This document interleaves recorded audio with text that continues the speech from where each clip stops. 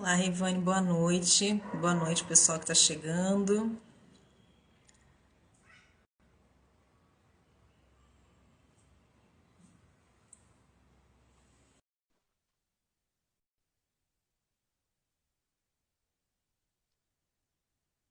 Boa noite, Djalma. Olá, Boa noite, Rivane. boa noite, Cidiane, tudo bem? Foi até Tudo bem? rápido, né? Pois é, e acho que a nossa conexão tá legal, assim, tanto a minha quanto a sua. A imagem tá bem Sim. nítida, isso é um bom sinal. Que bom, isso é ótimo. A Sim. energia da resiliência. Ah, haja resiliência, né?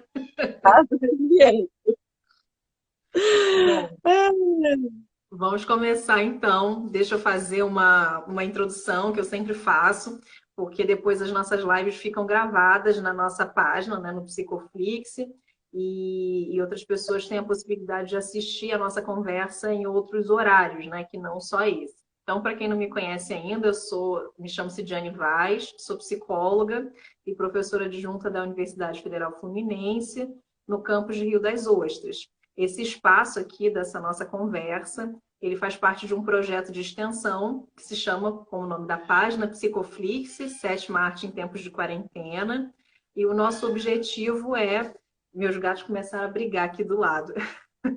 Vai ser dois, caseiro. fala sobre esse cara Mas, inteiro.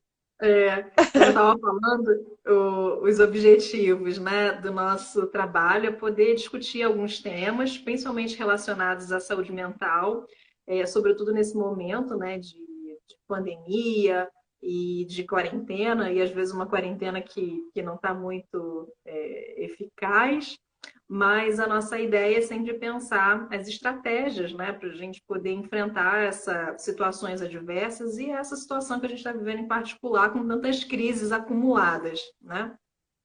Sim. Então, bom, tendo feito essa introdução, queria já agradecer a participação da doutora Rivane, que aceitou o convite para falar com a gente hoje sobre o tema da resiliência. Estou muito contente de você ter aceitado, Rivane, porque primeiro que eu pessoalmente eu gosto muito de você Obrigada. enfim, considero uma pessoa extremamente competente, então fiquei muito feliz. Acho que o nosso espaço aqui está ganhando muito com a sua presença. Então, obrigada. Queria Obrigada, Cidiane. Quero aproveitar também o espaço para agradecer a equipe, né, as alunas da graduação do curso de psicologia. Larissa acabou de entrar, faz parte da equipe, que é uma equipe maravilhosa, enfim, tem feito toda a parte de produção, né, do- Aham. da nossa página no Instagram, enfim, as discussões, pensamentos sobre os temas. E queria agradecer também quem está entrando aqui para participar com a gente. Queria, enfim, deixar o convite para que vocês participem através dos comentários e que a gente vai tentar, enfim, abordar aqui ao longo da nossa conversa. E aí, bom, tendo feito essa extensa introdução, vou passar a palavra para você, Reivane, para que você também possa se apresentar, falar um pouco do seu trabalho. Tá bem. Bom, primeiramente, Cidiane, eu gostaria também de agradecer o seu convite. Particularmente é um tipo de trabalho que eu gosto muito, colocar arte no meio da psicologia, né? Lá na PUC, né, quando eu tive orientação do Bernardo Jablonski, a gente compartilhou muito isso com ele, porque ele dava disciplina de psicologia e arte no curso de Uhum. psicologia. E assim, é a arte, né? Como as próprias análises de artigos científicos que a gente lê, né? A arte é uma forma de expressar, uma possibilidade de transformar, né, algo dentro de nós, né? E assim, o meu percurso, né, minha trajetória acadêmica, né, profissional, ela se configura um pouco em cima disso, né, acho que, na verdade, todo mundo passa por essas transformações, ressignificações, né? A minha graduação, né, eu tive como foco sempre, né, a psicologia social. Eu sempre estudei grupos, né, comportamento, a relação com o trabalho, não necessariamente aquela psicologia organizacional, mas especialmente a psicologia do trabalho, né, que vai dar um foco diferenciado, olhando para esse sujeito trabalhador, né, como um ser desejante, como um ser um sujeito, né, que é ativo ali dentro do seu âmbito de trabalho, mas que também acaba sendo invadido, atravessado pelas contingências, né, do contexto cultural e social. Né? Então, eu fiz trajetória, né, mestrado em psicologia social na Gama Filho, ainda na falecida Gama Filho. Depois eu fui para a PUC, onde eu fiz o doutorado, né, lá na PUC, e fiz o pós-doutorado na Universidade Salgado de Oliveira, em Niterói. E sempre dentro da psicologia social, né? E também trabalho com clínica, né, atendimento clínico particular. Atualmente eu estou fazendo essa parte de orientação profissional, dando esse suporte, né, a jovens e jovens que estão na universidade, né, fazendo escolhas dentro do próprio curso, né, porque a gente também fala um pouco de escolha, de decisão, de processo decisório, e acaba passando um pouco pela resiliência, né?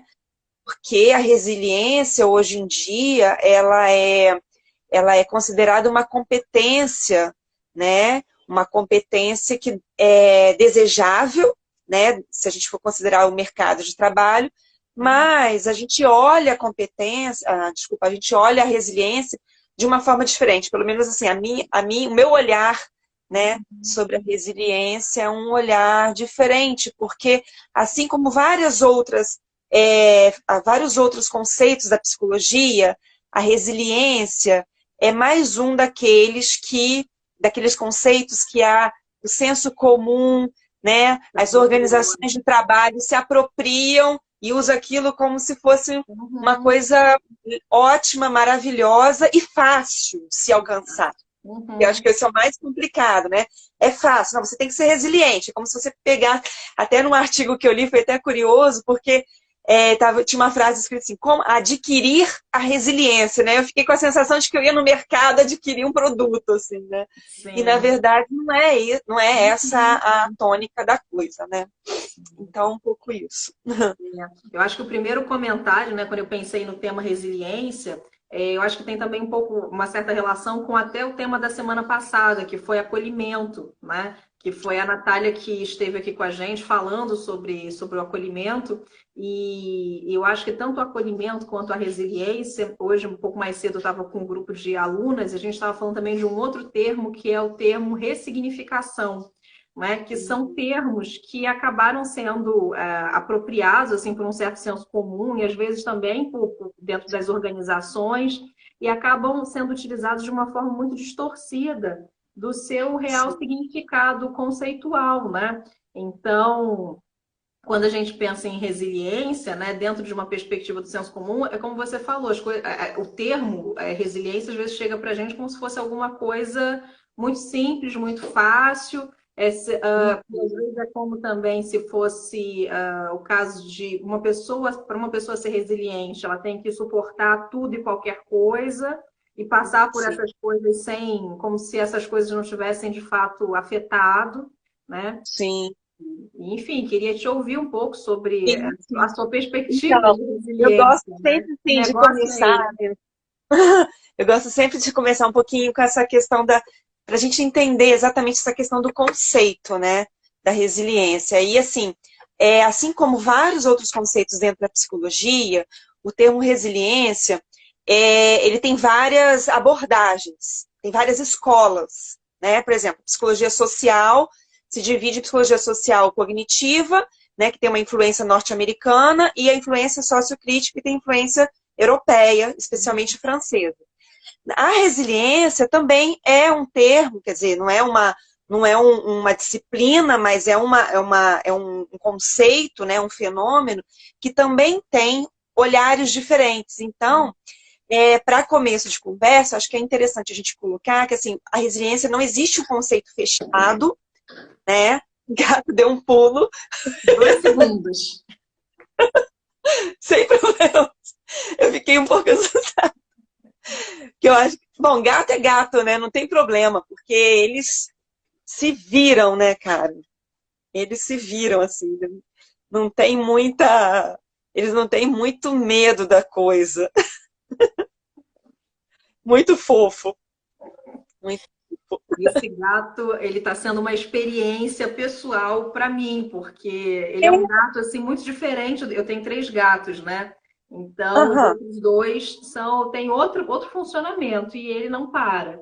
Então, quando ele percebe que eu estou fazendo alguma coisa que eu estou com atenção, aí ele liga todos os Chama dispositivos atenção. possíveis. Desculpa a interrupção, mas já está no quarto. Eu A gente vai particularmente conseguir adoro, continuar. então. Eu adoro, então, assim, não tem problema nenhum, imagino. Então, eu estava falando dessa questão do conceito, né? Quanto que essas abordagens, né, fazem com que até hoje, né, a resiliência não tenha um conceito fechado, único, exclusivo. Então, por exemplo, a gente tem a abordagem anglo-saxônica, né, norte-americana, que tem um olhar mais pragmático, né, sobre esse sujeito que desenvolve a resiliência. A gente tem a europeia, a abordagem europeia, que aí já vai ter um aporte mais da psicanálise, né, e a latino-americana, que aí o Brasil entra dentro, né, entra nesse rol aí. E aí tem uma abordagem mais social, mais comunitária, né. Então, assim, os autores eles vão passeando, né, por vários conceitos. E aí, assim, para não me estender muito nessa parte teórica, conceitual, que eu acho que não é essa a proposta aqui, né, eu vou me ater à questão do Brasil e América Latina, né, de modo geral, porque esse conceito de resiliência foi abstraído da física, né? Olha que curioso.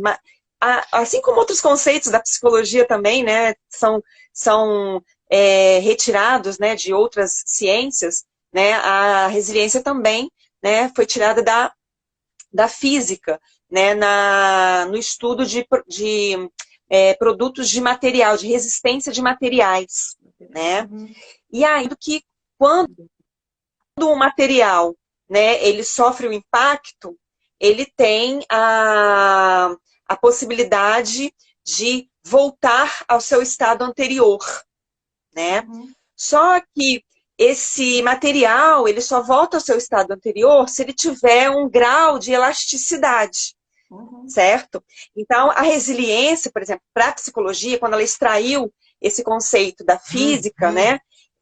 A psicologia, ela coloca a resiliência como a capacidade que o sujeito vai ter de se recuperar a partir de abalos, a partir de adversidades, né, do seu de dia a dia, e voltar como era antes. Porém, aí tem o porém da coisa, porque o voltar como era antes não é bem assim que acontece, né? Nós não, quando a gente traz isso para a psicologia, traz isso para o ser humano, né? Esse conceito de elasticidade que está embutido, né, no conceito de resiliência, não funciona da mesma forma, né? Então, para que, né, esse objeto material ele possa sofrer um abalo, sofrer um impacto, né, ser, digamos assim, mais ou menos afetado e voltar ao seu estado normal, ele tem que absorver energia. E aí, a minha viagem, né? Porque essa absorção de energia, na verdade, para nós, seres humanos, né, pessoas do nosso mundo, seria a absorção da conscientização de aquele evento adverso está acontecendo com a gente. E é aí, a partir daí, né, que o psicólogo, né, na sua prática clínica, vai poder trabalhar, né, com nova palavra que é a ressignificação, Uhum. né? Ressignificar este abalo, ressignificar essa diversidade. Sim, mas para chegar a isso, né, para chegar a esse processo de ressignificação, que a gente poderia dizer, por exemplo, em outras abordagens, uma reestruturação cognitiva, uma ressignificação afetiva, emocional, né, a gente vai ter que entender o universo daquele sujeito, Uhum. né, para que a gente possa, a partir das experiências que aquele sujeito já teve, das ferramentas que aquele sujeito já tem, né, poder utilizar aquelas ferramentas para potencializar esse desenvolvimento da resiliência, né? Uhum. Não que a pessoa já tenha, é, ela já tenha nascido com características, não. São as experiências dela ao longo do seu desenvolvimento sócio-histórico, né, da sua subjetividade, da sua personalidade, é que ela vai ganhando, né, ferramentas para lidar com as situações do seu dia a dia. E essas situações vão, digamos assim, enchendo o potinho de açúcar desse sujeito, né? Então, de vez em quando, esse sujeito precisa usar um pouquinho desse açúcar, mas algumas vezes mais, outras vezes menos, né? Então, isso é a resiliência a ponto de o indivíduo se adaptar. E aí eu Uhum. chamo a atenção mais uma vez para o termo, né? Adaptação. Não é aquela adaptação enquadramento, né? É aquela adaptação sinônimo de muito mais de uma regulação emocional, Uhum. né? De uma ressignificação do que aquele evento pode, o que a gente pode levar daquele evento Uhum. para Uhum. produzir coisas novas, para ir à frente. Sim. Isso que você está falando, eu acho que você tocou em dois pontos, Reivane, muito importantes, né? O primeiro deles, eu acho que é a ideia de que algumas pessoas são resilientes e outras nem tanto. Acho que é Sim, uma primeira questão, né? Como se ou você nasce resiliente, você vem com uma bagagem de resiliência, ou então você não é resiliente, você não vai ter resistência às situações adversas. E um outro ponto que você tocou, que me parece muito importante, que eu acho que tem sido muito reatualizado agora, principalmente depois da pandemia, que é essa volta à normalidade. Né? Então, a uhum, gente tem as pessoas comentando assim, por exemplo, quando vamos voltar ao que éramos antes, né? Muitas pessoas falando do novo normal. Bom, será que estamos no novo normal? Mas parece que muito sim. associado a essa ideia, né? De que a gente sofreu um abalo, né? A gente está vivendo um trauma, e aí a gente fica na expectativa de poder voltar da mesma forma ao que éramos antes. E a impressão Sim. que eu estou é que parece que é justamente o contrário, né? A gente não vai conseguir voltar ao que a gente era antes, né? A gente vai precisar E criar, ainda bem, né? sim, ferramentas para viver o novo, né? A gente vai Sim, ter que sim. voltar diferente, né? A gente não pode voltar igual, a gente tem que passar por isso diferente, né? Eu vejo, Cijane, que assim, é, por mais que talvez algumas pessoas tenham dificuldade de perceber, porque veja, as pessoas não nascem ou não resilientes, né?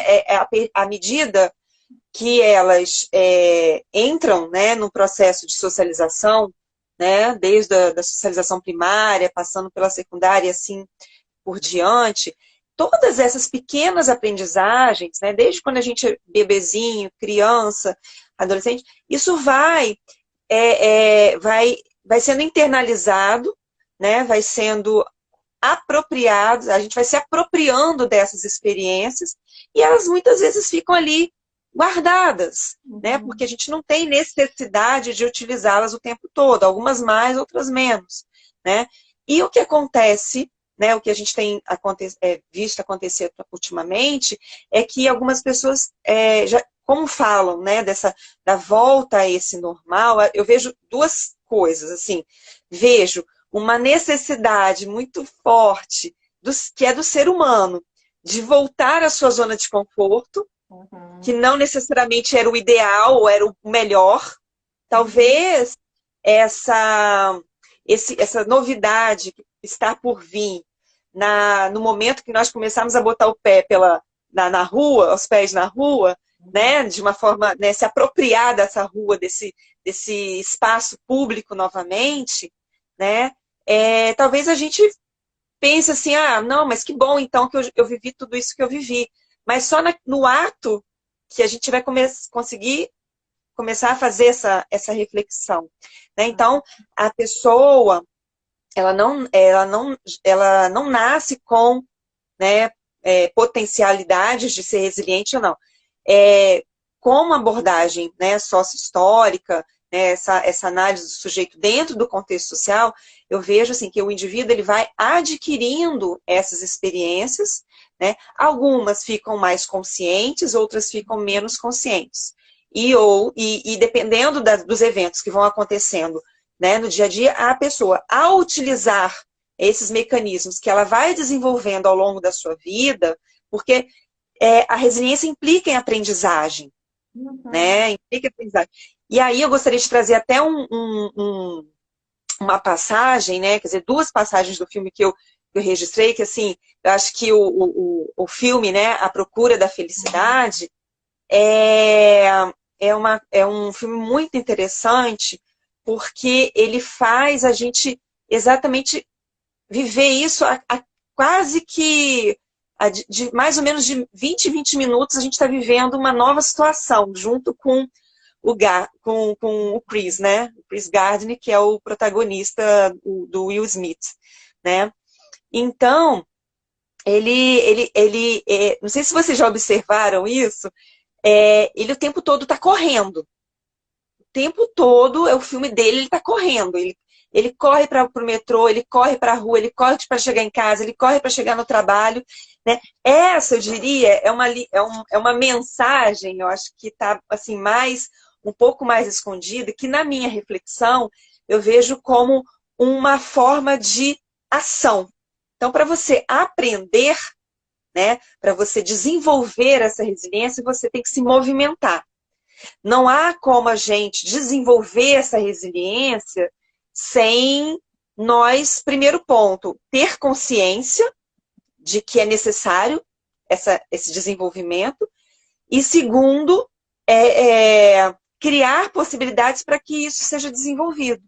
Né? Porque no próprio filme a gente observa que o Gardner ele vai colocando, né, algumas as situações que ele vive no filme são reflexos da própria vida dele, de como ele lida com as situações, né, da vida dele. E aí essas duas passagens, né, que eu coloquei do filme, a primeira, quando ele dorme com o filho dele, o Christopher, né, no metrô, né, e o Christopher vira para ele e fala, mas papai, o moço que tinha roubado lá a máquina de densidade óssea não tá falando que é uma máquina do tempo, mas não é uma máquina do tempo, é uma máquina de densidade óssea, né? E aí ele vai negando, negando, negando, até que, por fim, o pai tem uma luz, né? Assim, como que eu vou falar pro meu filho que a gente vai ter que dormir no banheiro do metrô hoje, né? E Uhum. aí ele cria todo um Enredo. contexto Uhum. lúdico, né? De que ali tem um monte de dinossauro, que eles vão ter que encontrar uma caverna para poder dormir, que aquela ali é a máquina do tempo que os levou Uhum. a, para essa época, né, do dinossauro, essa época jurássica e tal.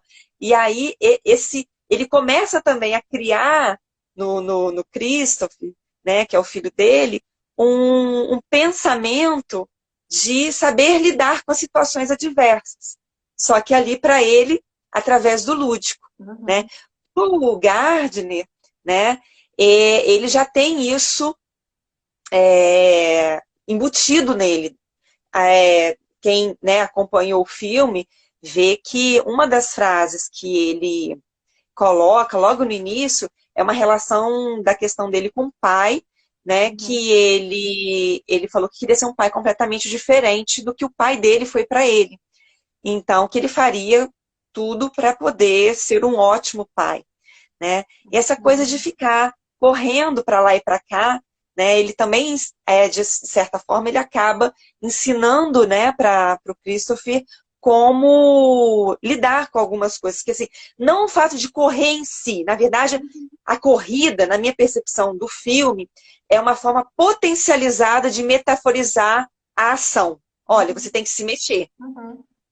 né? Para você ter resiliência, você tem que fazer alguma coisa por você, Uhum. né? Uhum. Você não pode ficar à mercê das contingências, né, dos eventos e esperar as coisas passarem. Então, assim, o que eu posso criar, né, em cima Uhum. disso? E assim, o filme, né, o cinema, Uhum. a literatura, a poesia, a música, de modo geral, né, a arte, na minha percepção, ela funciona como um canal, né, uma janela metafórica para que a gente possa acompanhar junto, muitas vezes com o protagonista ou, né, é, é, os outros personagens, esse movimento. Então, na verdade, a gente entra num processo de, de aprendizagem da resiliência junto com o personagem, Uhum. né? Uhum. É uma forma, né? E a gente pode trabalhar isso também clinicamente, né? No nosso consultório, usando exatamente essas ferramentas, né? As ferramentas do cinema, da música, da Uhum. poesia, da literatura, enfim. Então, a resiliência, ela pode ser considerada um processo de aprendizagem, né? E como Uhum. todo qualquer processo de aprendizagem, ele requer motivação, né? Um motivo para te levar à ação. Então, esse indivíduo ele vai precisar de resiliência para que ele possa, quer dizer, ele vai precisar de motivação para que ele possa desenvolver essa resiliência, Uhum. certo? Então, a resiliência, ele é um fator, né? Ele uma competência, digamos assim, importante, né? Mas a gente não pode se deixar confundir, né, por essa resiliência que, por exemplo, o mercado, a estrutura cultural Uhum. nos imprime, né? Uhum. Dessa pressão de felicidade, né, dessa pressão de alegria a qualquer custo, de estar bem a qualquer custo, porque, inclusive, no conceito de resiliência, implica que assim, a resiliência está dentro de uma área maior da psicologia, que é a psicologia positiva. Uhum. E aí, a psicologia positiva, ela traz essa ideia de que, assim, olha, nós vamos potencializar as características, os aspectos positivos, mas nós não vamos deixar de lado Uhum. os negativos, né? Trabalhar medo, trabalhar angústia, trabalhar ansiedade é necessário Uhum. e permitir com que essas emoções venham à tona e sejam trabalhadas é um dos elementos Uhum. desenvolvimento do processo de resiliência, não a negação.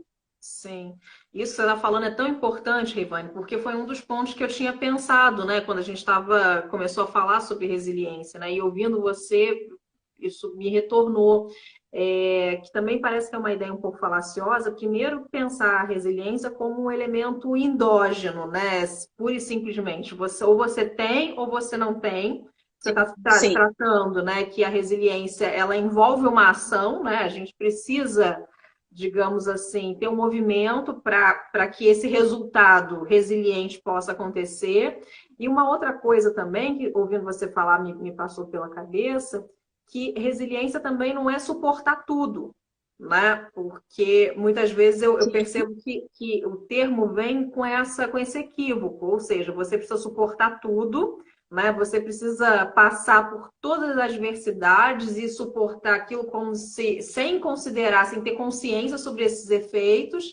E aí, se você sim. sai do outro lado, né, digamos assim, relativamente inteiro, você é resiliente. Se você passa por essas adversidades, esse fratura, aí você talvez não seja tão resiliente assim.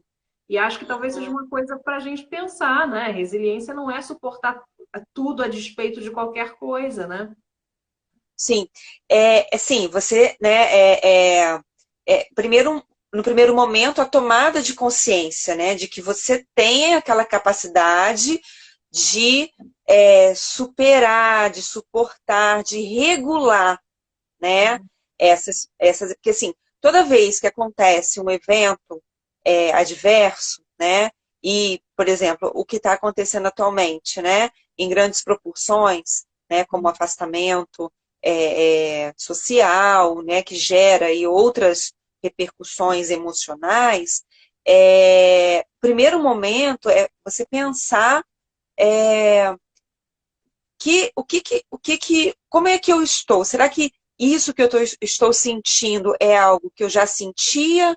É algo que eu estou sentindo agora? Ou foi potencializado agora? Porque isso vai ajudar a pessoa a entender, né, a costurar, né, é, quais são os seus limites, né? Quais são as suas dificuldades, né? Porque no nosso cotidiano, raras vezes as pessoas têm, né, a prática, né, de pensar ao final do dia, olha, como eu estou me sentindo, né? A gente tem É, são, falado muito sobre isso aqui, Reivane. Essa é a tônica de praticamente todos os nossos encontros, né? O quanto que, de modo geral, falta, né, esse olhar para dentro, né? Essa conexão com o que a gente sente, né? Com como as coisas nos afetam. Exato. E aí alguns autores, né, da resiliência estão falando até de um nome específico chamado resiliência de si, né? A resiliência de si, né, você ter o seu movimento de busca, né? Só que para você ter esse movimento de busca, você tem que ter essa consciência de si. Não é um processo muito fácil, né? Não é um processo muito simples. Uhum. Mas ele é possível, né? E ele é possível, a psicologia, ela tá aí, né, com toda o seu, enfim, as suas tecnologias científicas para desenvolver intervenções no sentido de potencializar, né, esse bem-estar, essa felicidade, porque todos nós buscamos a felicidade de alguma forma. E é até curioso, né? Porque, na verdade, nesse filme, A Procura da Felicidade, né? É, é, digamos assim, o termo resiliência vem quase como sinônimo de felicidade, mas são duas coisas diferentes, né? Uhum. É quase como se assim, eu sou resiliente, então eu sou feliz. Ou o contrário, eu sou feliz e sou resiliente. Né? Então, para encontrar a felicidade, eu tenho que ser resiliente. E aí, essa mistura, né, de felicidade com resiliência pode dar a impressão, né, para a maioria das pessoas que não, né, no senso comum da população, da nossa sociedade de modo geral, de que é importante, ao mesmo tempo, ser resiliente e ser feliz, né? Da mesma forma que a felicidade ela é construída, ela é diferenciada, ela é singular para cada indivíduo, para cada sujeito, né? O que traz felicidade para uma pessoa não é o que traz para outra. O processo de construção da resiliência também. Por quê também?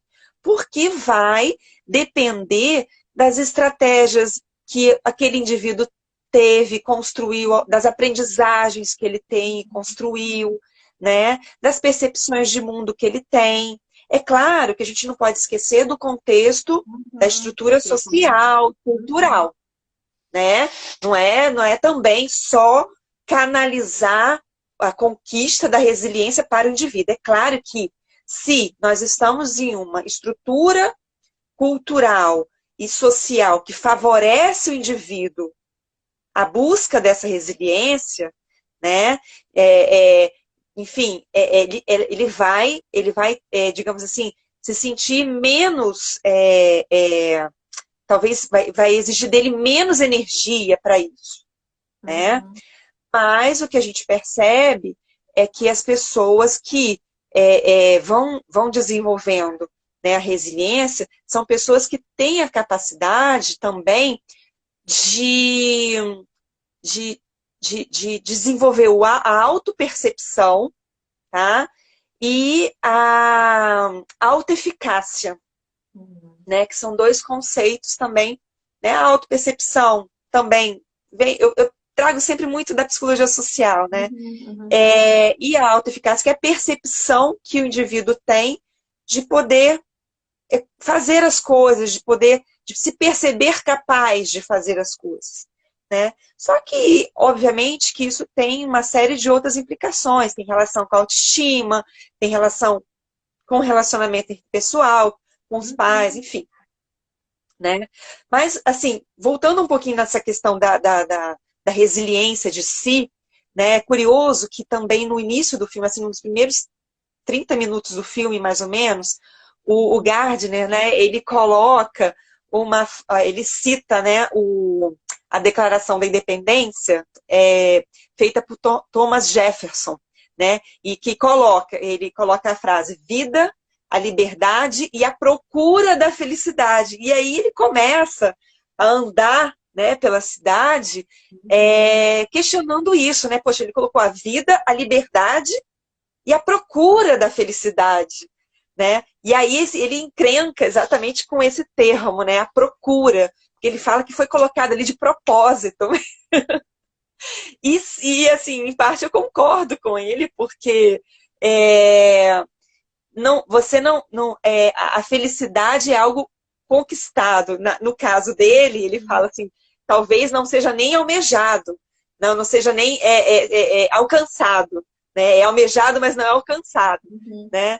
E aí e eu achei interessante porque esse procurar, né, como verbo de ação, Uhum. Uhum. ele nos incita exatamente a um processo básico, né, da construção da resiliência, que esse movimento de você usar das suas próprias experiências para você ressignificar e transformar aquela Uhum. experiência em algo novo ou em algo reformulado, né?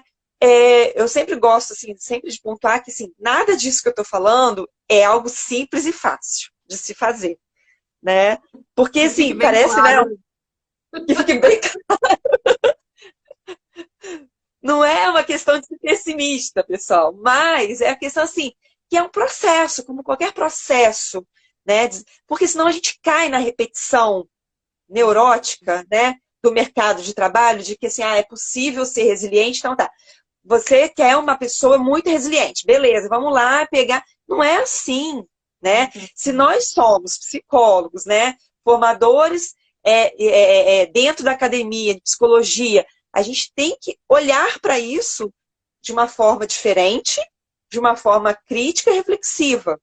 Uhum. Senão a gente cai nessa mesmice, né, de repetir, né, e de usar, né, Uhum. erroneamente o conceito que fica Sim. acaba sendo banalizado, né? Igual Sim. como outros conceitos que a gente tem, né? Ontem mesmo a gente estava falando sobre estresse, né? Estresse, todo mundo fala, eu estou estressado. Hoje foi o estresse. Mas na verdade, se você parar para pensar, o estresse tem todo um protocolo de diagnóstico, tem todo Uhum.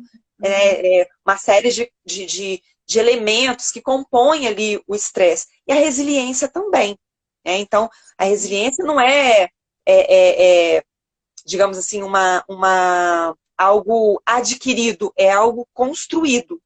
E Uhum. essa construção, ela vai depender, quando eu falo que ela não é inata, porque assim, a pessoa não nasce com ela vai construindo, quer dizer, as experiências dela ao longo da vida vão Uhum. contribuir positiva ou negativamente para que ela seja um pouco mais resiliente ou um pouco menos resiliente. Isso é uma coisa. Uma outra coisa é que, a partir também dessas experiências, é possível aprender a potencializar. E aí a psicologia positiva entra muito forte nisso, porque Uhum. ela vai pegar do sujeito o que ele tem de melhor para potencializar esse sujeito com o que ele tem de melhor, para que depois, sim, ela possa trabalhar os aspectos, digamos assim, negativos ou não tão agradáveis, Uhum. né? Que possam causar mal-estar no sujeito, Uhum. certo? Uma coisa que você falou, Reivane, que me parece assim muito importante, né? E que a mim particularmente preocupa, é porque a gente vive numa sociedade, né, que o tempo todo faz um certo culto ao indivíduo, né? Então, é uma sociedade profundamente individualista, e isso a gente tem aspectos positivos, enfim, mas a gente também tem uma responsabilização do indivíduo por coisas que não têm relação só com o indivíduo, né? E eu fico pensando que nesse contexto, o quanto que a resiliência mal compreendida, né, uma resiliência vista de uma forma pouco crítica, ela pode se tornar inclusive fonte de sofrimento, porque Sim, ela pode se tornar mais uma cobrança dentro de um universo de várias outras cobranças. Então, a resiliência é uma competência que a pessoa precisa ter, só que isso acaba sendo visto de uma forma muito descontextualizada, inclusive em relação às condições, né? Porque é claro que tem aspectos do indivíduo, né, em relação às próprias experiências, às situações, ao próprio movimento, às tomadas de iniciativa, mas eu fico pensando também, né, a contrapartida disso, o quanto que a gente desenvolve, digamos, a gente pode se mover, a gente pode tomar iniciativa, mas a gente precisa de um contexto que dê também condições, né, que possa acolher, que possa favorecer esses próprios movimentos. E nem sim, sempre isso está presente, né? sim. Acho que um ponto bem legal que você colocou é a questão da responsabilização, né, do sujeito. Eu acho que, por exemplo, na própria clínica, né, a gente sempre trabalha com esse pensamento de responsabilizar o sujeito, né, para que ele possa se comprometer, se engajar, né, no próprio processo terapêutico. Isso é uma coisa, né? Uhum. E a outra coisa, mais uma vez, é a apropriação desse termo, né? É, de forma que eu diria até, Cidiane, que na verdade esse termo responsabilização ele está sendo colocado de uma forma tão sutil na maior parte da sociedade que as pessoas elas estão incorporando nelas essa responsabilidade e isso tem contribuído para o adoecimento Sim. delas.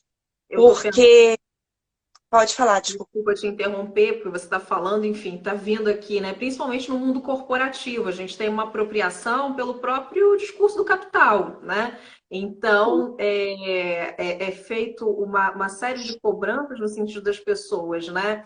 Poderem suportar condições desumanas, viverem, né, Sim, em situações degradantes. E se elas não suportam ou não sobrevivem ou enlouquecem no meio do caminho, é porque talvez elas não tenham sido resilientes o suficiente. Isso, às vezes, primeiro, né, é uma responsabilização muito perversa e é também, claro, mais uma fonte de sofrimento, né? Porque o sujeito ele não tem como ser resiliente a despeito de tudo, né? Então, acho que é o que sim, você está trazendo também, né? sim. Sim, essa estabilização é uma questão que vem, né,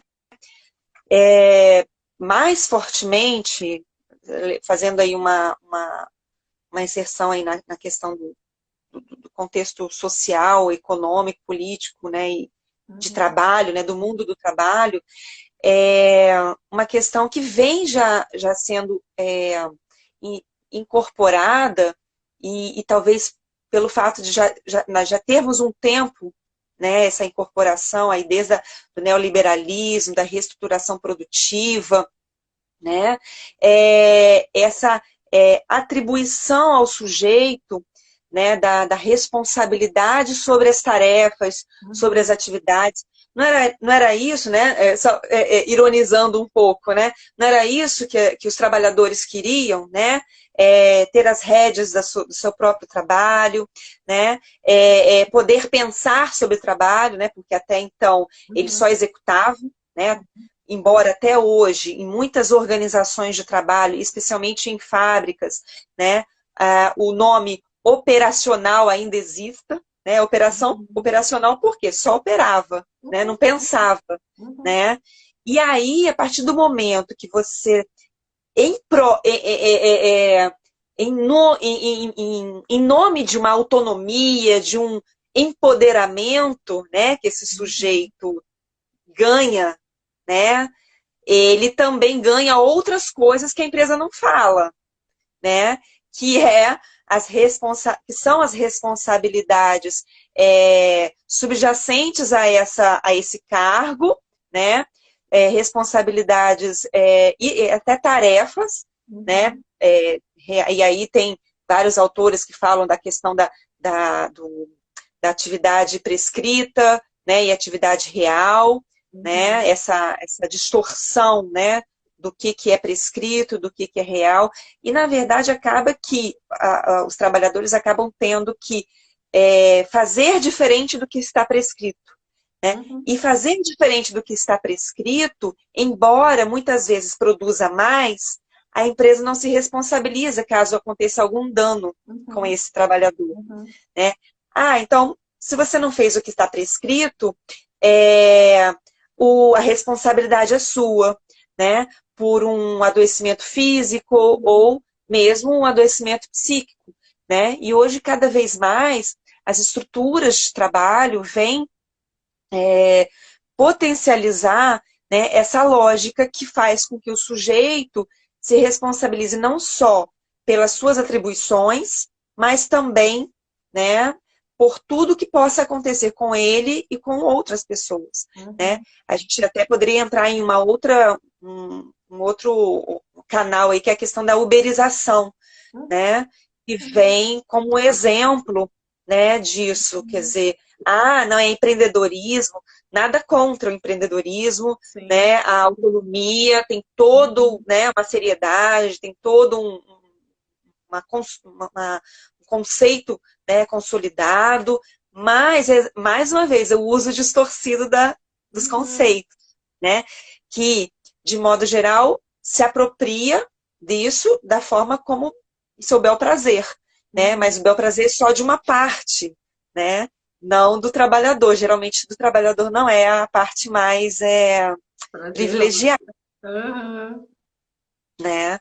E aí, responsabiliza esse sujeito por esse adoecimento, responsabiliza o sujeito por correr atrás de capacitação, de correr atrás por investir na própria carreira, por estar sempre bem entre essas características, ser resiliente, né? Como se fosse aquele conceito lá atrás, que a gente falou no início da física, né, de que é um material que é resiliente ou não, que é resistente ou não. Não é disso que nós estamos falando. Né? Então, quando a gente transporta esse conceito de resiliência, né, a gente transporta esse conceito de resiliência para a psicologia, para as ciências humanas de um modo geral, a gente não pode entender que o indivíduo ele vai desenvolver, que ele tem o que ele não tem, né? Até a Cláudia estou colocando aqui no chat, né? Resiliência e felicidade são conceitos diferentes, sim, né? Mas o que a gente está colocando também aqui, Cláudia, é que, assim, além de serem diferentes, eles são tratados, né? Tanto a felicidade quanto a resiliência, eles são tratados quase como se fossem colados, sinônimos, e fossem fáceis de adquirir, né? E fossem quase que universais, né? Você pega um pacotinho de resiliência e pega um pacotinho de felicidade, né? E, na verdade, não é assim. Quando a gente está, né, no mundo, né, corporativo, de alguma forma. Na verdade, a gente está falando de mundo corporativo, mas nos grupos sociais, de modo geral, né, é, acabam reforçando essa ideia de que esse valor, né, a felicidade é um valor importante dentro da nossa sociedade. Né? Quando a gente fala da nossa estrutura cultural, né, exatamente a gente está falando de valores que aquela sociedade prioriza. Entre eles aqui a gente poderia estar tocando felicidade, né, qualidade de vida, resiliência. Porém, muitas vezes, essa estrutura social, que deveria estar sincronizada com a estrutura cultural, não está. E no nosso caso, assim como de vários outros países, é um exemplo incrível, né? Porque é uma sociedade que defende determinados valores, que gera expectativas sobre determinados valores, porém não oferece condições, né, materiais, sociais, psicológicas, para desenvolver.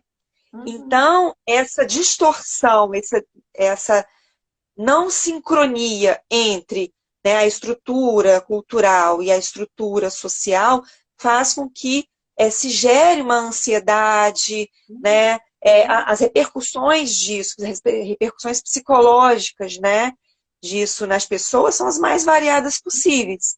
E aí se entra com o conceito de resiliência. Então tá, vamos ser resilientes, que aí resolve tudo, né? Sim. Só que aí, para se chegar a essa resiliência, que é a questão, porque o indivíduo ele tem que usar dos seus insumos, digamos assim, do que ele tem de experiência dele, para fazer esse retroalinhamento, essa retroalimentação com ele mesmo. E pelo Muitas vezes sim, a pessoa não tem, às vezes as pessoas não têm, talvez, aí são vários fatores, né? Não tem condições,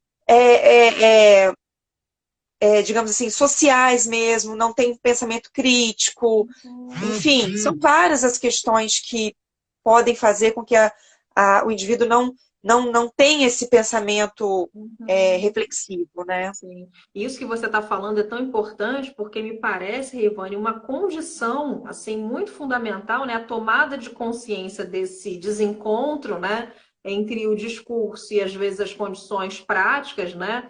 Me parece que essa tomada de consciência é um primeiro fator assim de base para que inclusive Sim. a pessoa possa ter uma postura resiliente, muitas vezes frente a esse descompasso, né? Sem cair numa culpabilização ou numa responsabilização indevida, né? Sim, porque, na verdade, é essa conscientização que vai possibilitar o indivíduo como se ele fosse destrinchar ele mesmo, né? Fazer um escaneamento dele mesmo, usando a máquina aí do Chris Gardner, né? Vai fazer um escaneamento dele, porque ele vai começar a perceber, né, o que ele pode, o que ele não pode, o que ele gosta, o que ele não gosta.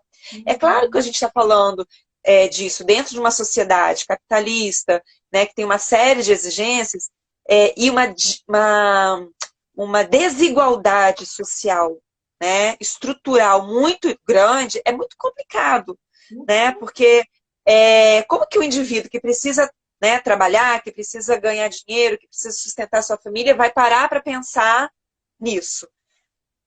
Antes mesmo disso, né, a gente falaria da questão, a gente poderia entrar na questão educacional, né, que as pessoas não têm acesso à educação, né? Então, supondo que todo esse processo reflexivo é um processo de aprendizagem, ele precisa dessa bagagem, né? Qual a bagagem, né, que as pessoas têm? Mas sim, todas as pessoas podem desenvolver, seja com qualquer bagagem que ela tenha, né? Seja qualquer seja a mala, né, de adereços que ela tenha, ela pode utilizar disso. Mas, como você bem reforçou, né, é necessário uma conscientização, né, de que isso é possível, porque eu não vou eu não vou eliminar determinados fatores da minha vida. Eu não vou, por exemplo, não tenho como eliminar determinados tipos de tristeza, determinados tipos de medo, né? De angústia. Eu tenho que desenvolver estratégias para lidar com elas. Uhum. Por isso a gente fala um pouco de regulação emocional, né? Para que você possa pensar em estratégias, né? E aí essas estratégias são particulares, são de cada indivíduo, né? Porque o que pode ser mais interessante para uma pessoa pode não ser para outra, é o que vai fazer com que ela seja mais resiliente ou não. Uhum. Porque se a gente for parar para pensar numa negação, possivelmente vai ser muito mais difícil da pessoa desenvolver essa resiliência, Sim. certo? Então, essa negação, ou antes da negação, né, de não perceber que existem essas diferenças, que existe essa cobrança, né? Tudo bem, uma coisa é a pessoa querer ou não mudar a partir dali, mas Uhum. ela sabe que aquilo ali existe. Sim. Né? Então, eu estou ciente. Aí, nesse sentido, né, o indivíduo está se responsabilizando Uhum. pelo seu processo, Tá né? escolhendo, né? Sua escolha, exatamente. Uhum. Travou.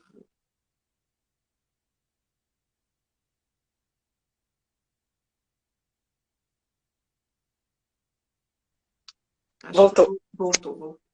voltou. Independente da bagagem que ele tenha, né? Você vê o próprio filme, ele nos remete a essa, né, situação. O Gardner, ele se propõe a entrar, né, em uma empresa, né, uma corretora, né, e ele teve que ali estudar muito, ele teve que passar por uma série de adversidades, né, Uhum. que fez com que, com a sua persistência, sua motivação, sua perseverança, pudessem fazer com que ele alcançasse a meta dele, né? Que Uhum. era, enfim, ter uma vida melhor, oferecer uma vida melhor para o Uhum. filho, né? Ter uma condição, uma qualidade de vida, né? Que ele considere boa, porque também de tudo que ele passou, né? Uhum. É, enfim, ele passou por muitas provações. E o mais interessante, né, que eu acho que esse filme também coloca, é que assim, o Gardner, ele é uma espécie de herói, né?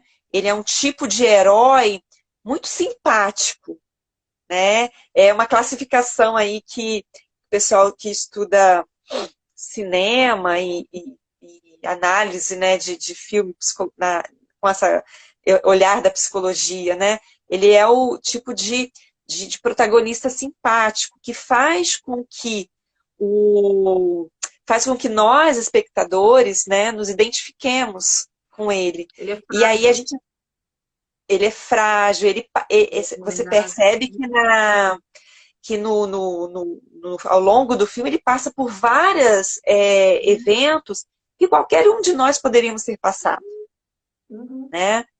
É, uma perda de um trabalho, pagar conta, ser despejado, um relacionamento, né? Cuidar de uma Enfim, criança. cuidar de uma criança, né? Então isso cria, né, num imaginário social, né, uma ideia de que sim, é possível, né? Uhum. Sim, mas nós não podemos simplesmente trabalhar com essa questão do só sim é possível. Sim, Uhum. é possível É. dentro das suas. Hã? É o Das como, suas né? Sim.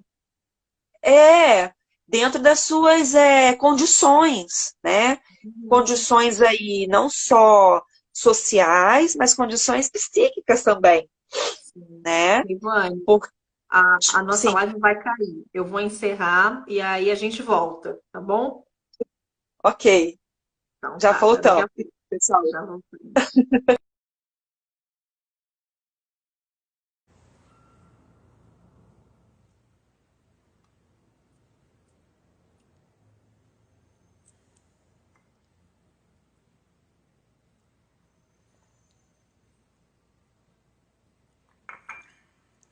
Oi, Rony, saudades.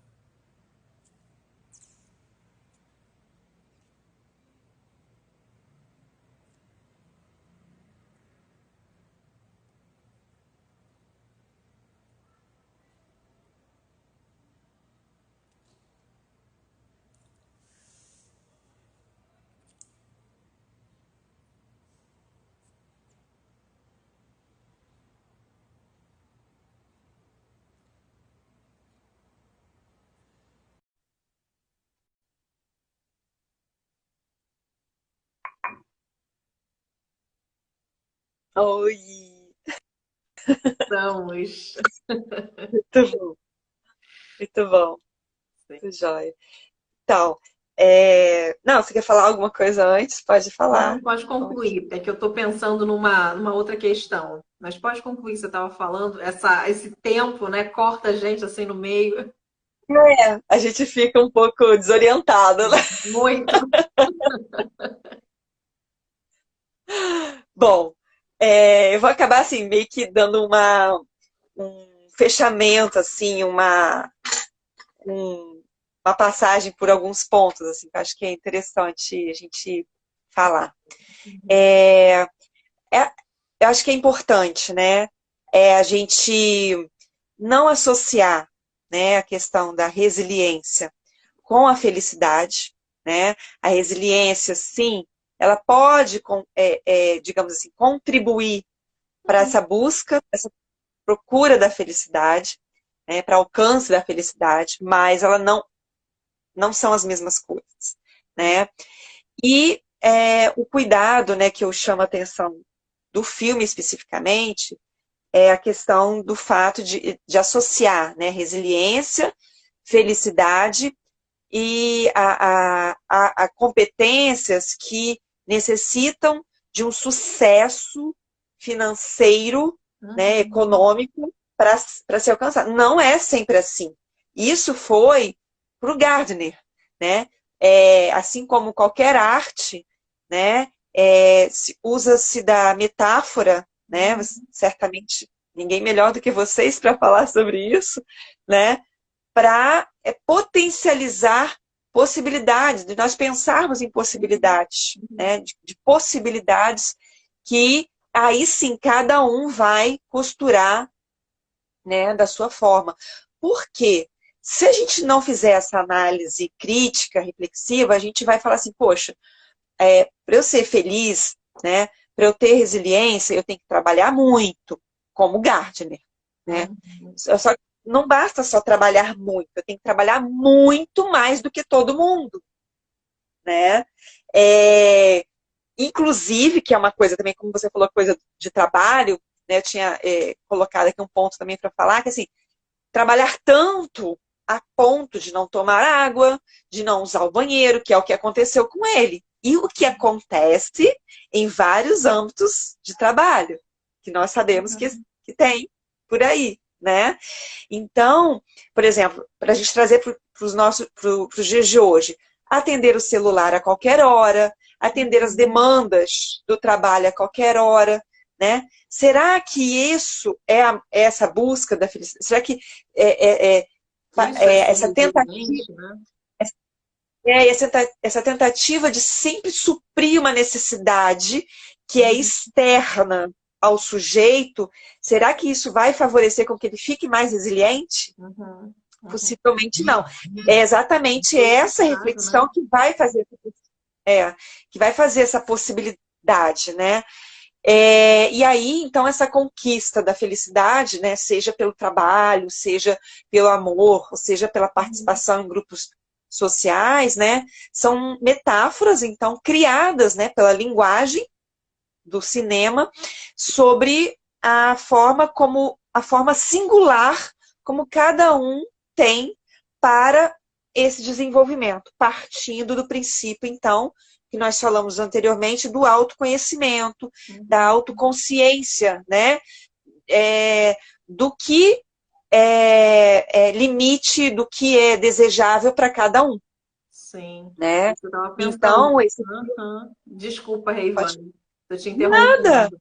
É que você estava falando, né, autoconsciência, inclusive, dos próprios limites, né? Isso também envolve ser resiliente, né? Reconhecer os limites é uma das condições para a gente poder, inclusive, superar, né, adversidades.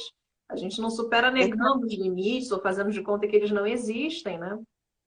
Sim, sim. Eu percebo que, assim, antes de nós, muitas vezes, trabalharmos essas questões negativas, né, é importante potencializar as positivas. Porque, muitas vezes, o sujeito, quando procura a gente na clínica, por exemplo, ele está fragilizado, ele está desenergizado, né, ele não tem ali, quer dizer, ele até tem, pode até ter ferramentas, mas ou ele desconhece, ou ele, enfim, já catastrofizou tudo e daí não tem, né, como... Então, você tem que começar a trabalhar, né, os aspectos positivos, né, para... não gosto de usar muito essa palavra, não, mas de alguma forma empoderar esse sujeito dele mesmo, né, para que ele possa ter força para, sim, depois trabalhar esses limites, né, poder falar sobre esses limites, poder entrar em contato com esse limite, com essas frustrações, né? E aí sim ele vai poder começar a ficar mais resiliente, né?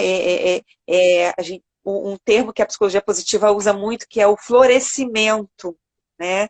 Esse florescimento da resiliência, né? Exatamente a maneira como cada sujeito tem, né? A capacidade que cada indivíduo tem de lidar com as adversidades, né? E de lidar, sobretudo, com você mesmo.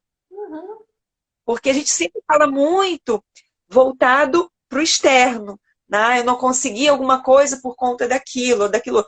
Ok, nós temos N, né? Nós temos aí um sistema social, político, econômico que, de fato, definitivamente não facilita, né?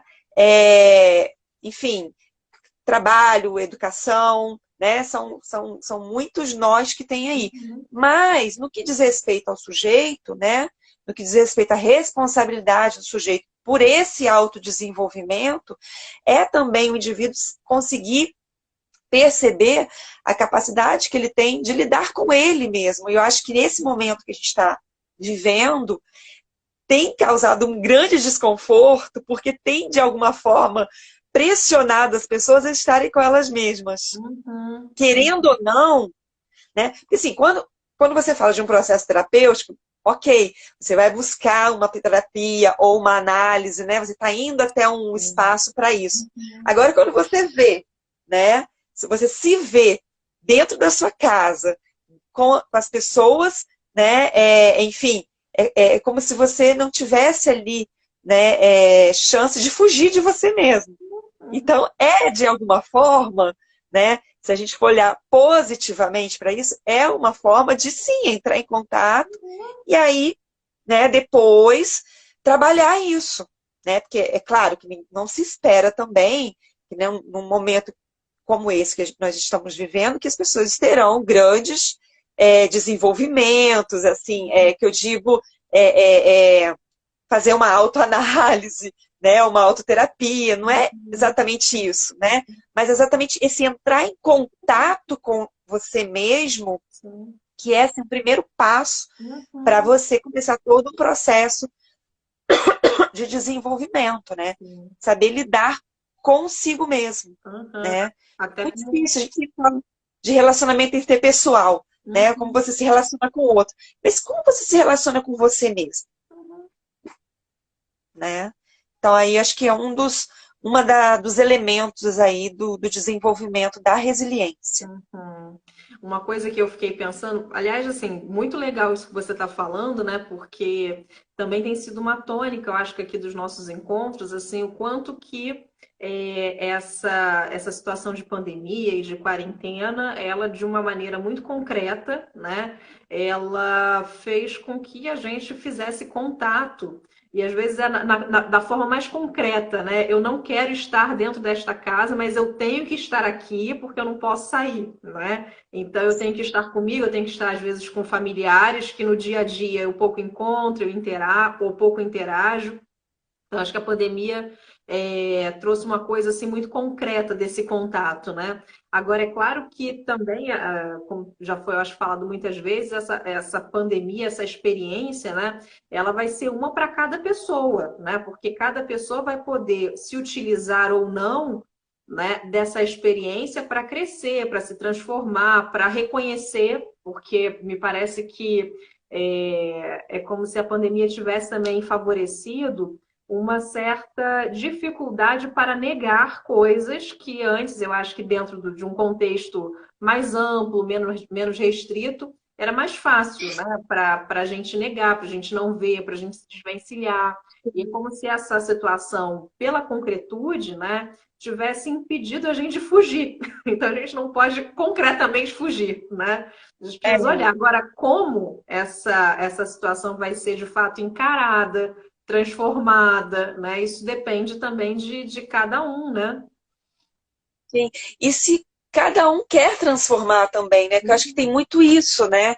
Sim. Porque essa exigência de ter que transformar, de ter que ser alguma coisa, é tão forte, né? Uhum. Como você disse, eu acho que um pouco atrás, até mesmo o fato de você ter que alguma coisa, ter que ser resiliente, já pode também causar um desconforto. Por que que, Uhum. assim, eu tenho que ser resiliente em que nível? Ou em relação a quê? Né? Sim. Será que a minha resiliência é igual à sua resiliência? Uhum. Provavelmente não, né? Assim Sim. como de todas as pessoas que estão aqui ouvindo. Uhum. Então, essa questão da resiliência, né, ela não pode ser simplesmente comparativa, Uhum. Que era uma né? outra coisa Não que eu dá. estava pensando enquanto você estava falando, porque até pensando no exemplo do filme, a gente acabou falando um pouco aqui, fazendo algumas referências ao mundo, por exemplo, do trabalho, né? Mas quando se fala de resiliência, uma outra ligação que às vezes é feita pelo senso comum, além daquela, né, que ser resiliente é suportar qualquer coisa e depois continuar como se nada tivesse acontecido, é como se o resultado da resiliência fosse necessariamente ganhos materiais, ou Sim. o sujeito poder alçar patamares, digamos assim, melhor favorecidos economicamente. E eu fiquei pensando muito na resiliência do dia a dia, das pequenas coisas, né? Porque o quanto que o dia a dia, e talvez voltando ao que a gente estava falando antes, essa situação da pandemia talvez tenha evidenciado mais isso, né? O quanto que para a gente viver um dia a dia, para a gente viver a nossa vida cotidiana, a gente precisa o tempo todo, né, lançar mão de uma flexibilidade, de aprendizado, né, de troca com o outro, de poder olhar para si mesmo, para se perceber, perceber o que está bom, o que não está, né? Porque eu vejo muito assim, tendo como uma leitura assim, dessa construção do indivíduo, que é uma construção social, né, eu vejo que assim, dependendo da forma como o indivíduo está, se ele está sozinho, se ele está em grupo, né, dependendo da cultura que ele está, ele vai ter, digamos assim, aquelas características, elas vão fazer parte da subjetividade daquele indivíduo, né? E fazer parte a tal ponto que de se naturalizar e muitas vezes não se perceber que se age daquela forma ou de outra, Uhum. né? Então, o indivíduo, as pessoas, elas acabam tendo, às vezes, dificuldade de perceber de se perceber pelo fato de serem, na maior parte do seu tempo, gerenciadas pelo trabalho, pelas rotinas, de modo geral, né? Então, nesse momento que nós estamos vivendo, pandêmico, né, e que as pessoas são, de alguma forma, quase compulsoriamente obrigadas a ficar com elas mesmas ou com os familiares que, né, habitam ali aquela casa, elas, de alguma forma, são quase obrigadas a olhar para algo que não precisava. Com certeza. Já reparou quanta poeira tem nos móveis da casa? Vai surgindo aquele negócio ali. E aí chega um momento que não dá para colocar debaixo do tapete. Não chega, você tem que pegar, né, a escovinha, o paninho e sair limpando, porque senão, né? E assim, acho que acontece com a gente também. A gente, no nosso dia a dia, com as nossas atividades, né, trabalho e tudo mais, a gente vai ficando na nossa zona de conforto, o que é muito natural. É do ser humano isso, né?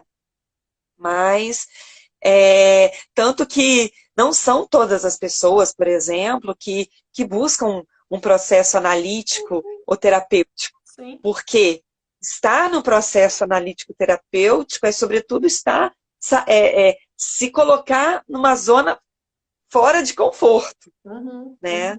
Total. Então, assim, essa restrição de espaço, essa restrição de espaço e de movimentação, né? Porque também a gente está indo tanto e tudo mais, faz com que a gente entre em contato com isso, né? Gerencia o tempo de outra forma, gerencia os espaços de outra forma, né? Então, a gente acaba criando estratégias nas mínimas coisas, né? A gente, como você colocou, a gente falou de coisas teoricamente grandes, né? Uma coisa de trabalho e tudo mais. Mas, assim, como lidar, por exemplo, para quem tem filhos, né? Como lidar com crianças diariamente, o dia inteiro, né? A gente vê uma série de mães e pais, né, falando, relatando situações assim difíceis, né? Que não tem, não que não tenha como, mas não sabem como lidar, né? Com a criança que ela tem, né? Que ela tanto desejou, e isso causa uma angústia muito grande, porque, poxa, eu desejei aquela criança, agora eu estou com essa criança o tempo todo e eu não sei o que fazer, né? E a mesma coisa nos relacionamentos conjugais também.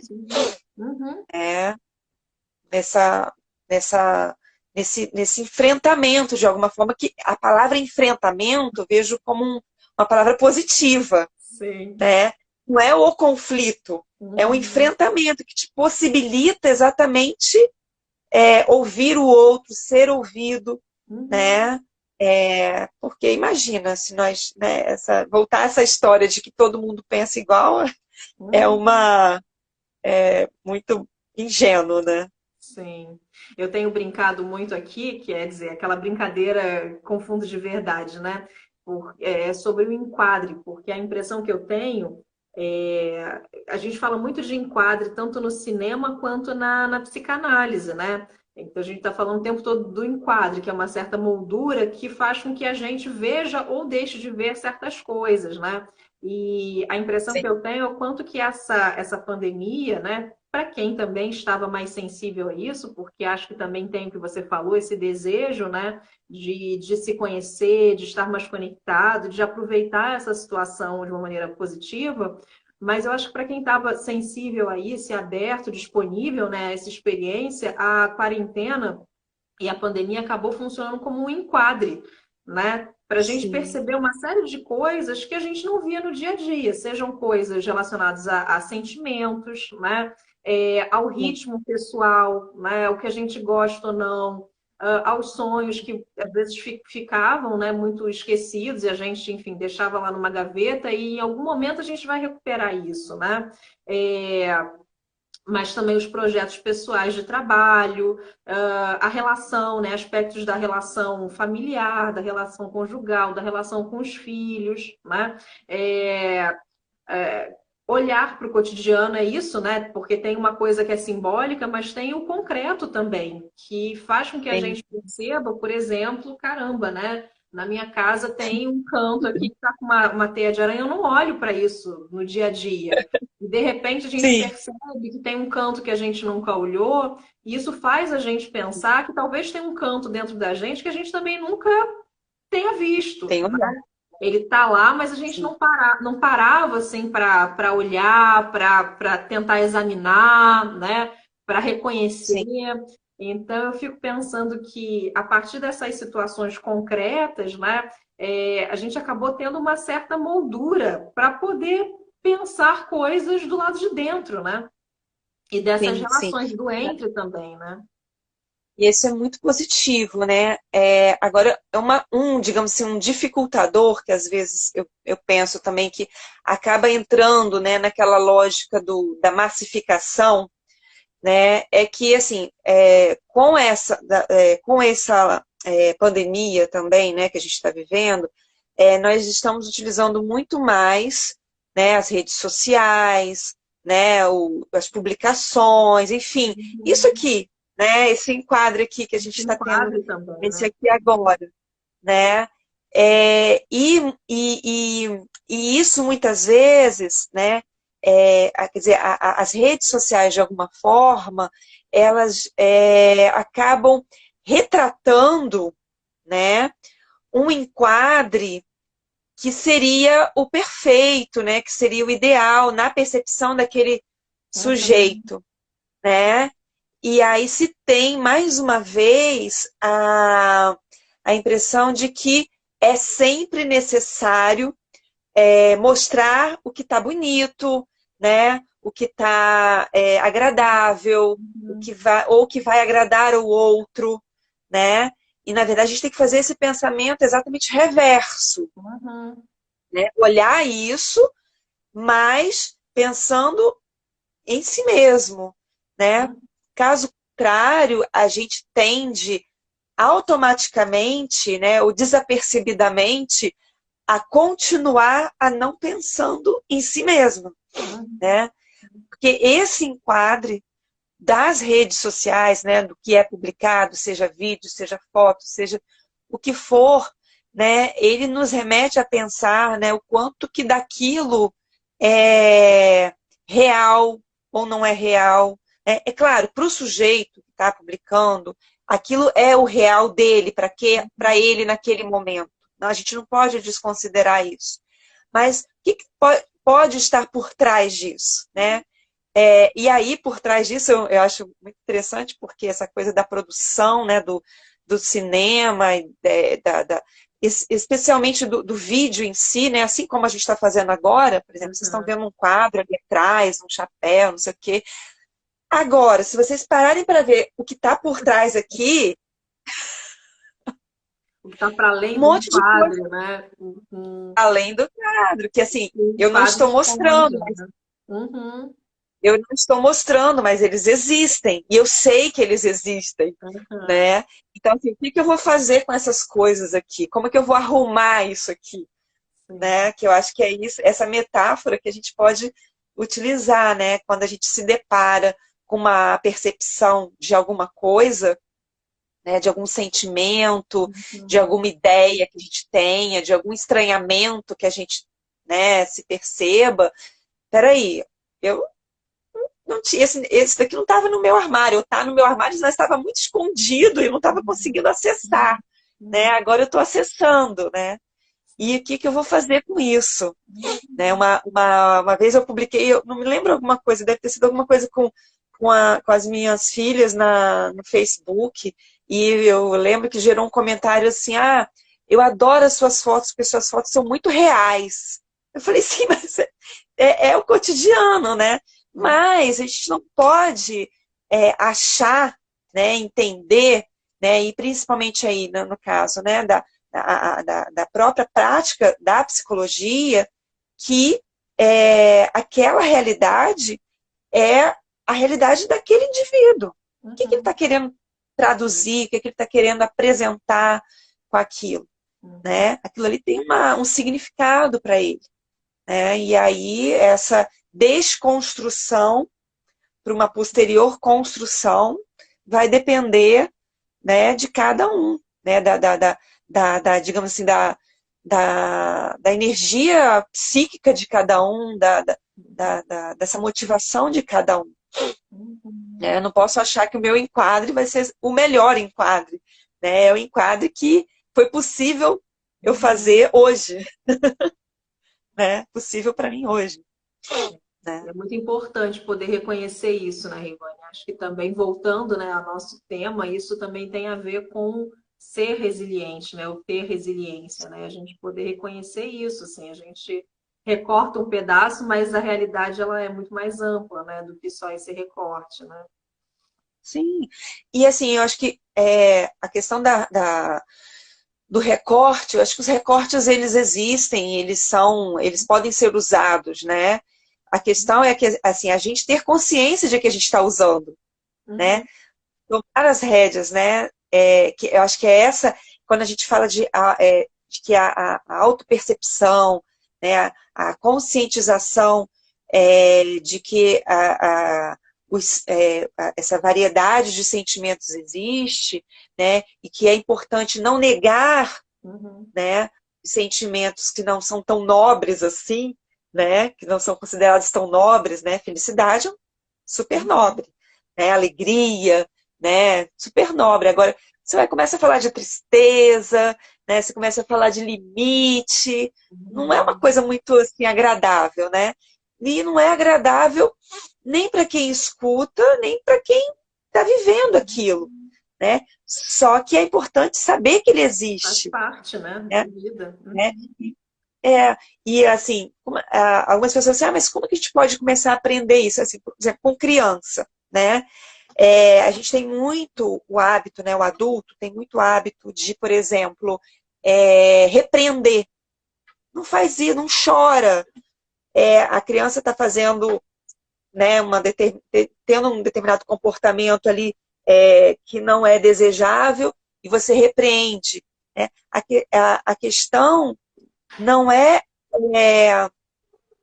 a forma como aquele comportamento está sendo colocado, aquele sentimento está sendo colocado. Eu posso ficar zangada, mas o fato de eu ficar zangada não significa que eu vou sair batendo em todo mundo. Então, é permitir à criança, né, que ela possa entender que sentir raiva, sentir medo, sentir angústia é natural, é um sentimento que é nosso, faz parte do ser humano, né? Porque o tempo todo a gente aprende que chorar, né, é feio, tem óbvio, dependendo da cultura, né, da questão de gênero, isso é mais forte ainda, Uhum, né? Não pode chorar, não pode expressar ansiedade. uhum, Gente, mas se você não expressa ansiedade, por exemplo, no momento desse que a gente está vivendo, aí isso não é normal, uhum, né? Então, ensinar a criança de que o que ela está sentindo, ela pode sentir, né? É como se a criança precisasse de uma espécie de autorização, uhum, né? uhum, Para sentir aquilo que é tão desagradável, né? Só que a forma de expressar aquele sentimento pode ser um pouco mais regulado, uhum, né? Pode ser um pouco mais uhum. ajustado. Quando a gente fala de ajustamento, né? A gente não está falando daquele comportamento certinho, bonitinho, daquela criança sentadinha, comportada. Mas de sim, olha, ok, você está com raiva, então vamos falar sobre isso, né? Uhum. Vamos, lógico que se é uma criança muito pequenininha, né, que não tem ainda a verbalização, isso fica um pouco mais difícil, mas você pode trabalhar com o lúdico, Uhum. né? E vai possibilitar, por exemplo, uma guerrinha entre bichinhos de pelúcia, por exemplo. Você já fez guerra de bichos de pelúcia para expressar raiva? Maravilhoso, né? E às vezes, Sidiane, isso é até usado, né? Algumas pessoas podem julgar um pouco infantilizado, mas às vezes guerra de almofada também funciona.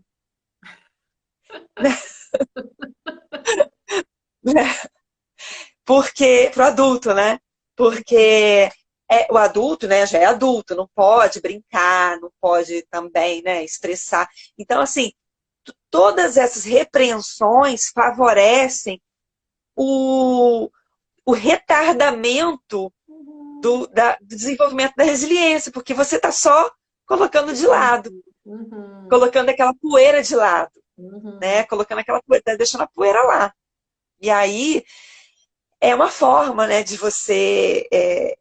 É claro que eu gosto muito de trabalhar com a brincadeira, né, com esse lúdico, exatamente porque é uma forma de fazer com que a pessoa expresse sem falar racionalmente, né? Uhum. Uhum. Sem verbalizar totalmente. Enfim, Sim. são várias as estratégias e a ideia é que a gente possa entrar em contato, Uhum. né, com esses sentimentos, com esses limites, com essas frustrações, para que a gente possa desenvolver melhor essa resiliência, Uhum. né? E não considerar a resiliência como um produto pronto na prateleira de um mercado que você possa ir lá e comprar.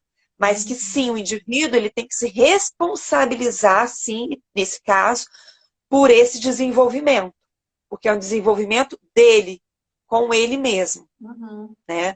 Por isso, a resiliência de si, né? A resiliência de si é exatamente isso, né? Você Uhum. usar dos seus próprios recursos, né? Para potencializar, enfim, ou recriar, né? Uhum. Novas possibilidades. Sim. Bom, Reivane, estamos chegando naquele momento triste que a gente começa a se despedir. Então, bom, queria começar aqui o processo da despedida, né? A gente precisa reconhecer nosso limite aqui de tempo. Agradecendo a sua presença, a sua disponibilidade, enfim, tudo que você compartilhou com a gente nesse momento. Muito obrigada mesmo. E, enfim, espero que a gente tenha outros momentos para, enfim, exposição e conversa sobre outros assuntos também. E aí vou passar a palavra para você fazer uma fala final, tá bom? Tá bem. Eu também, né, agradeço o seu convite, fiquei muito feliz, né? A recíproca é verdadeira, também gosto muito, muito de você.